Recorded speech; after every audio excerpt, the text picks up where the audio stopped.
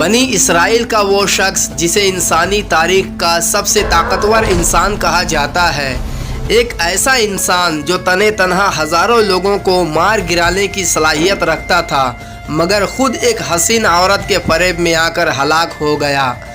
Simpson, جسے اللہ نے بے پناہ طاقت دی تھی۔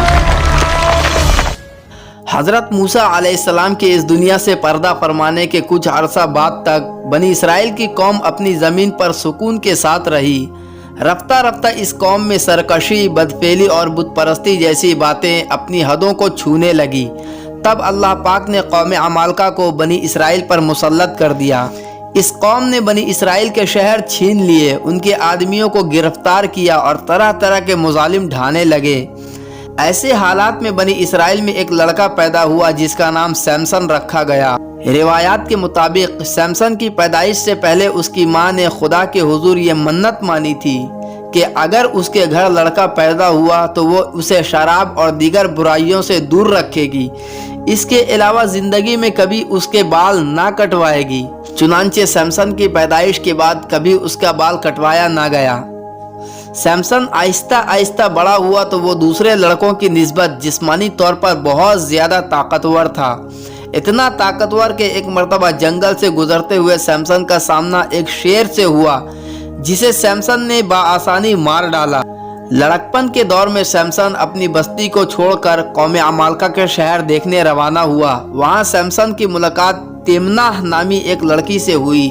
یہ دونوں آپس میں محبت کرنے لگے۔ اپنے خاندانی جھگڑوں کے باوجود ان دونوں نے ایک ہونے کا فیصلہ کیا، لیکن اس شادی کے دوران سمسن اپنی شادی میں آئے مہمانوں یعنی قوم عمالقہ کے چند افراد سے ایک شرط ہار بیٹھا۔ اب یہ بات طے پائی کہ جب تک سمسن شرط میں ہاری گئی رقم یعنی 30 کپڑے کی تھان نہ لوٹا دے، اس کی بیوی تیمناہ یہیں یعنی قوم عمالقہ کے پاس رہے گی۔ سمسن مایوسی کی حالت میں اس شہر سے نکلا اور کچھ دور موجود ایک اسرائیلی قافلے کے 30 آدمی مار ڈالے، ان کا مال و اسباب لوٹ کر شرط میں ہاری رقم چکانے واپس آیا۔ لیکن اس وقت تک تیمناہ کا باپ اس کی شادی کسی دوسرے شخص سے کر چکا تھا۔ طیش میں آ کر سمسن نے قوم عمالقہ کے تمام کھیت جلا ڈالے، جس کے بدلے میں عمالقہ کے لوگوں نے اس کے سابقہ بیوی اور سسر کو مار ڈالا۔ اس کے علاوہ انہوں نے قوم بنی اسرائیل کو مجبور کیا کہ وہ سمسن کو ان کے حوالے کر دیں۔ بنی اسرائیل نے اپنی جان بچانے کی خاطر سمسن کو قوم عمالقہ کے حوالے کر دیا، لیکن سمسن قوم عمالقہ کے قابو میں آنے کے بجائے محض ایک گدھے کی ہڈی کی مدد سے ان کے 1000 سپاہی مار ڈالے۔ سمسن کے اس کارنامے نے بنی اسرائیل میں اسے خوب مقبول بنا دیا، یہاں تک کہ یہودیوں نے اسے اپنا قاضی منتخب کر لیا۔ دوسری طرف قوم عمالقہ میں اس کا خوف اس قدر بیٹھ گیا کہ وہ سمسن کے مقابلے پر آنے سے کترانے لگے۔ ان کی غلامی میں رہنے والی قوم یعنی بنی اسرائیل اب سمسن کے بل پوتے پر عمالقہ سے جنگ کے خواب دیکھنے لگی تھی۔ اس مسئلے نے قوم عمالقہ کی نیندیں اڑا دی اور وہ دن رات سمسن کے خلاف سازشیں کرنے لگے۔ جب کوئی سازش کامیاب نہ ہوئی تو انہوں نے اپنی قوم سے دلائلہ نامی ایک نہایت ہی حسین و خوبصورت عورت کو منتخب کیا اور اسے سمسن کی طاقت کا راز معلوم کرنے کی ذمہ داری سونپی۔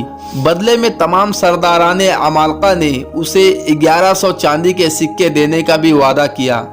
دلائلہ سمسن سے اس ناز و انداز سے ملی کہ وہ اس کا دیوانہ ہو گیا۔ یہ دونوں مختلف وادیوں میں گھومتے اور ایک دوسرے سے محبت کا اظہار کرتے۔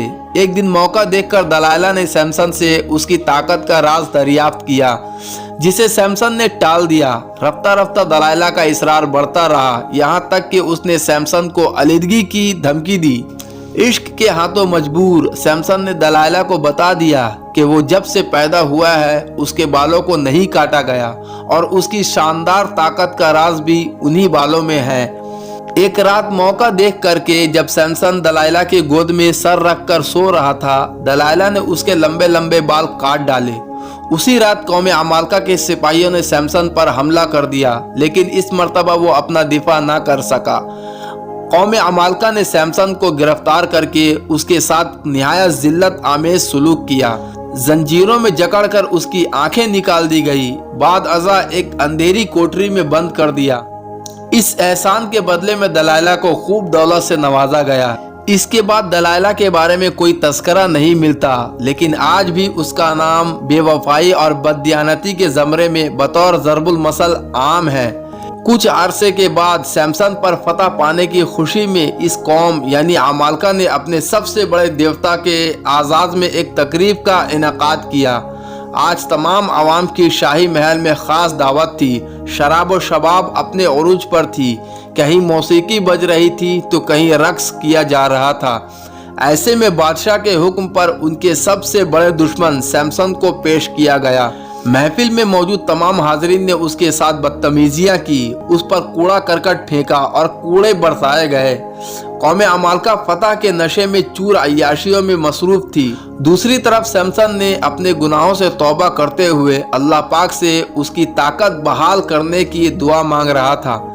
इसकी ये दुआ कबूल हुई और सैमसन की ताकत लौट आई। सैमसन को जिन दो मजबूत सतूनों के बीच खड़ा किया गया था, उसने अपने जोर बाजू से उन्हें ढकेलना शुरू कर दिया।